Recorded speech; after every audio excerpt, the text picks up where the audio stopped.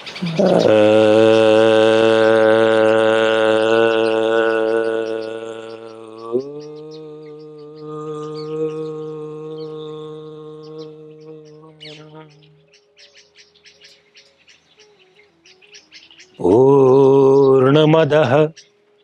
पूर्णमिदं पूर्णात् पूर्णमुदच्यते पूर्णस्य पूर्णमादाय पूर्णमेवावशिष्यते।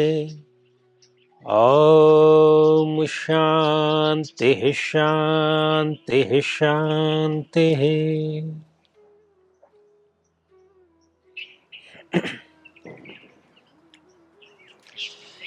साथियों, आज के सत्र का जो पहला प्रश्न है वो प्रश्न हमें गौरव कालिया जी ने भेजा है।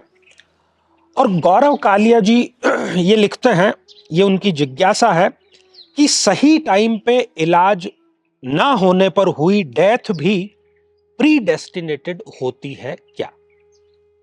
जी हां, न केवल डेथ का कोई भी रूप, चाहे आत्महत्या की गई है, चाहे कोई दुर्घटना हुई है, चाहे बीमारी से मृत्यु हुई है, या अन्य किसी भी कारण से किसी की ईह लीला समाप्त हुई है, प्रारब्ध था, उसका इतना ही समय था।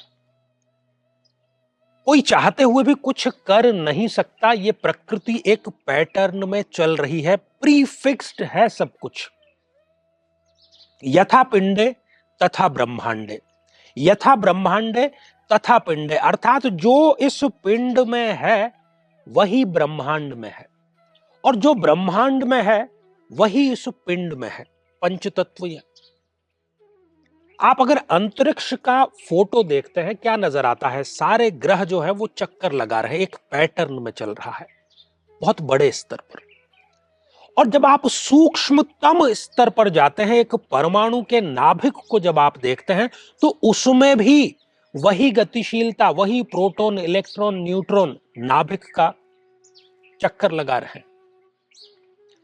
तो जब सूर्य का, ग्रहों का, सबका पैटर्न एक है, कोई भी एक सेकंड के लिए भी आगे पीछे नहीं होता, तो हमारी भी गतिविधियां सब प्रारब्ध से प्रीफिक्स है, पूर्व निर्धारित है। हमें यह गुमान होता है, और उसका कारण है हमारा अहंकार। अहंकार के कारण हमें यह लगता है कि ये मैंने किया है, ये गलती मैंने की है, मैं बर्बाद हो गया।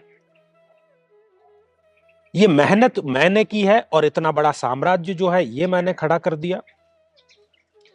ये सारी की सारी जो चीजें हैं ये प्रीफिक्स है, पूर्व निर्धारित है। सही समय कौन निर्धारित कर रहा है? आप निर्धारित कर रहे हैं। सही समय कोई निर्धारित नहीं कर सकता।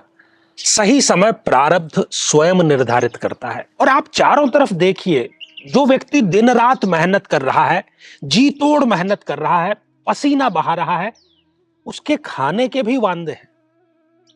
और ठीक उसके उलट देखिए कि कोई कुछ नहीं कर रहा, आराम से वो अपना रूटीन जीता है, और पैसों की उस पर बारिश हो रही है। डेस्टिनी है। कर्म का इसमें क्या रोल है वो भी मैं अभी आपको बतलाऊंगा। इलाज किसी को नहीं मिला, पूर्व निर्धारित था, प्रकृति प्रदत्त था। और मुझे तो इस प्री डेस्टिनेटेड इस वर्ड पर भी थोड़ी आपत्ति है। इसमें प्री लगाने की भी कोई आवश्यकता नहीं थी। डेस्टिनेटेड, डेस्टिनी जो है वो है, प्रीफिक्स है। प्रकृति के जो तम, रज और सत्व गुण हैं वो कार्य करते हैं। हमें अपने अहंकार के कारण ऐसा लगता है कि हमने किया है, चाहे अच्छा चाहे बुरा, कोई भी कार्य हो। तम की अधिकता है, हम कार्य नहीं करते। रज की अधिकता है, कार्य करते हैं और उस पर अपना अधिकार जमाना चाहते हैं। और जीवन भर व्यक्ति इसी गलतफहमी में रहता है कि ये मैंने किया है।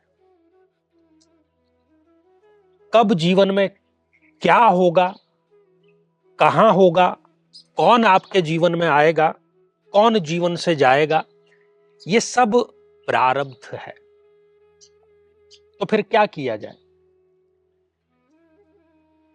निष्काम कर्म योग। जब आप कोई कार्य करें, क्योंकि आपके सारे गणित आप उठा करके देख लीजिए, जितनी भी आपकी आयु है, जो भी आपकी गलतियां हैं, जो भी आपके सफलताएं हैं, उसका आप एक बार गणित निकालिए। कुछ भी आपके हाथ में नहीं था। हाथ में है, इसका एहसास होना आपके ईगो की फीडिंग है, इसके अन्यथा और कुछ नहीं। आपके अहंकार की पूर्ति है, इसके अलावा वो और कुछ भी नहीं है। जब हम कोई भी कार्य इस भाव से करते हैं कि चाहे जो इसका अंजाम हो, मुझे उस अंजाम से, उस फल से कोई लेना देना नहीं है, यही है निष्काम कर्म योग। अब ऐसा नहीं है कि हम केवल हाथ पर हाथ रखकर बैठे रहें कि अब जो होना है वो होता रहेगा। निष्काम कर्म योग है ही ये कि हमें निठल्ले निकम्मे बैठना नहीं है, कार्य करते चले जाना है और बाद में सब कुछ ईश्वर पर छोड़ देना है। और ये आसान नहीं है, ये गुरु तत्व से ही आएगा। ये गुरु दीक्षा के माध्यम से जब वो परम तत्व की कुछ बूंदें आपके अंदर आएगी, तब जाकर के ये सामर्थ्य आप में उत्पन्न होगी कि आप अहंकार को त्याग सकें और हर एक फल को आत्मसात कर सकें।